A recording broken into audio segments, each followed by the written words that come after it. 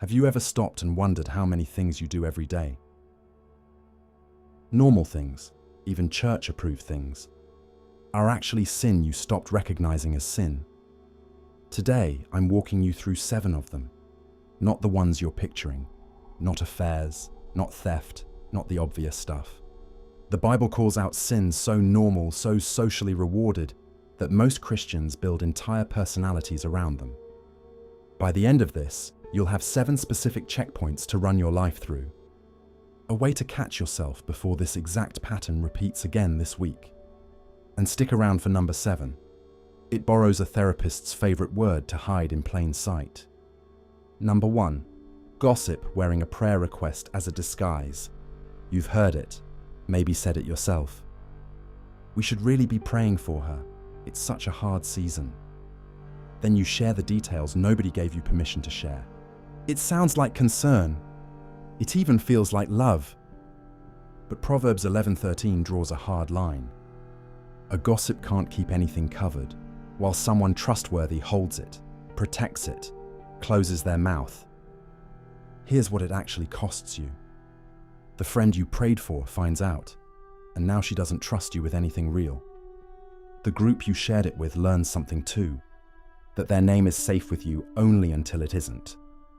You end up with a lot of information and fewer real friendships. Here's the fix, and you can do it today.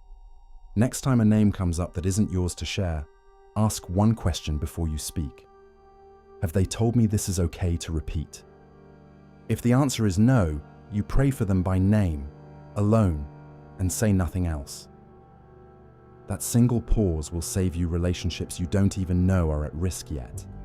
Quick gut check. How many of those have you already caught yourself doing this week? Keep going, because it gets more uncomfortable from here. Number 2, and this one hides in your bio, not your Bible. Pride wearing the mask of confidence. Post the win, chase the title, build the brand, everyone claps. From the outside, it looks healthy. It looks like self-respect. But James 4:6 says God opposes the proud and gives grace to the humble. Opposes, not just disagrees with. That's a strong word for something we've turned into a personality type. Here's the real cost. You stop being able to hear correction without hearing an attack.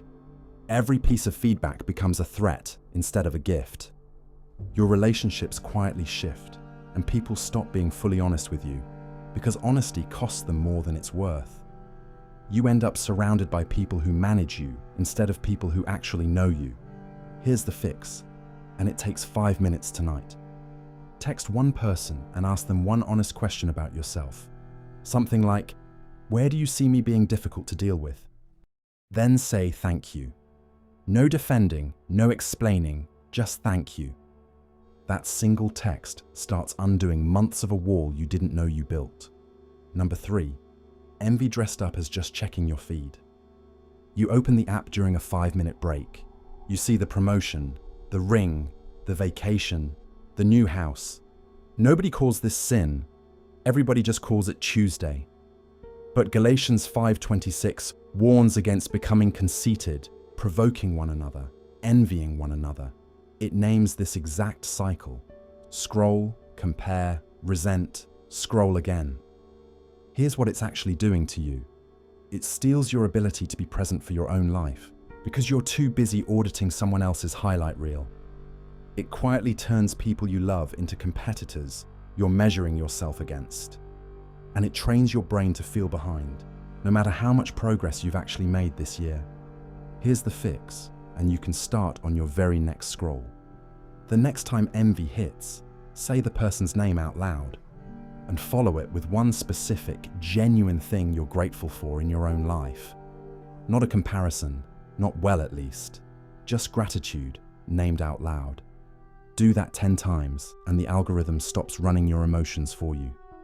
Stay with me, because number 7 is going to flip something you think is healthy completely upside down. Number 4, and this one gets called responsible instead of sin. Running worst-case scenarios on a loop before you fall asleep. Replaying the email you sent, the diagnosis you're waiting on, the bill that's due. It looks like diligence. It looks like taking things seriously. But Matthew chapter 6 is direct about this. Jesus asks who among us can add a single hour to our life by worrying, then tells us not to be anxious about tomorrow at all. That's not a gentle suggestion.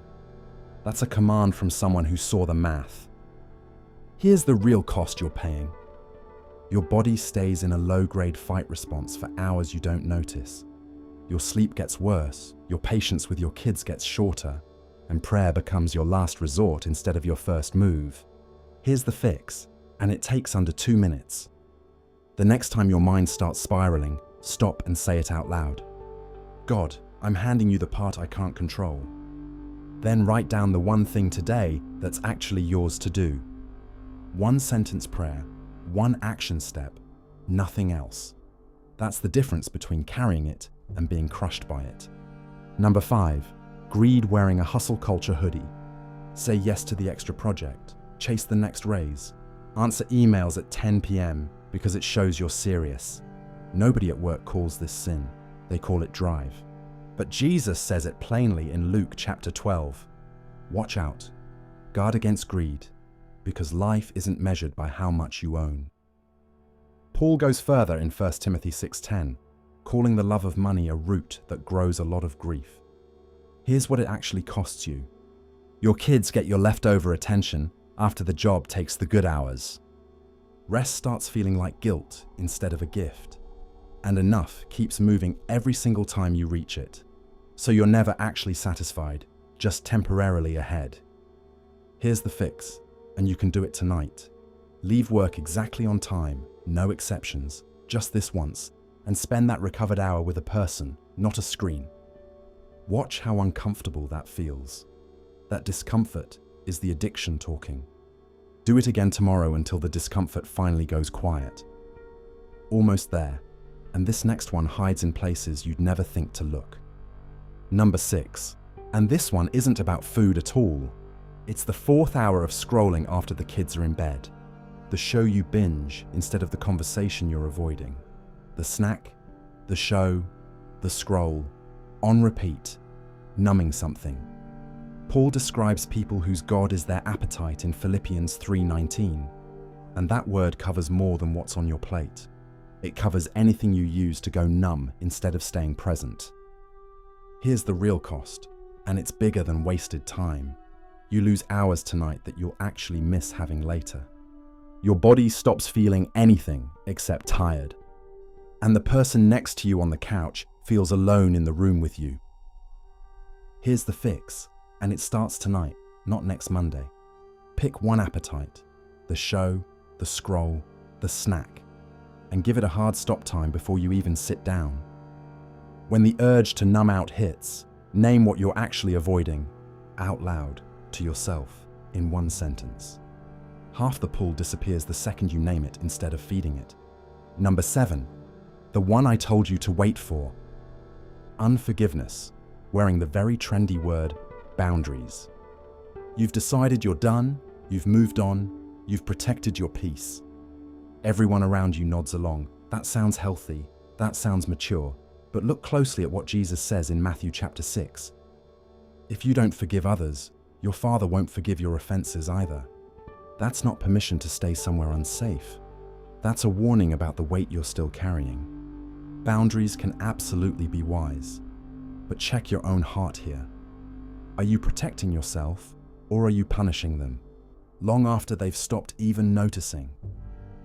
Here's the real cost of confusing the two. You relive the offense every time their name comes up. You bring that old debt into new relationships that never signed up for it. And the person who hurt you is living rent-free, in a room in your head they don't even know exists.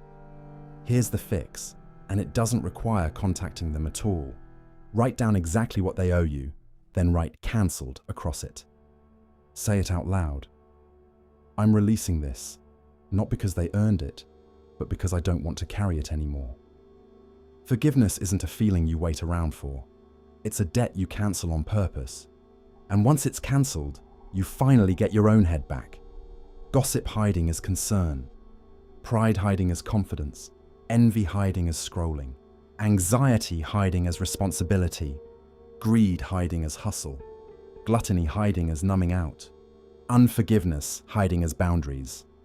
I want to hear from you. Out of these 7, which one did you feel in your chest the second I named it? Tell me the number in the comments, not the excuse, just the number. Send this to the one friend who's going to watch this video and go quiet. And follow along, because next week I'm breaking down the sin most Christians actually defend from the pulpit. So next time you catch yourself doing something completely normal, something even church approved, stop and ask the question again. Is this actually okay, or have you just stopped calling it what it is?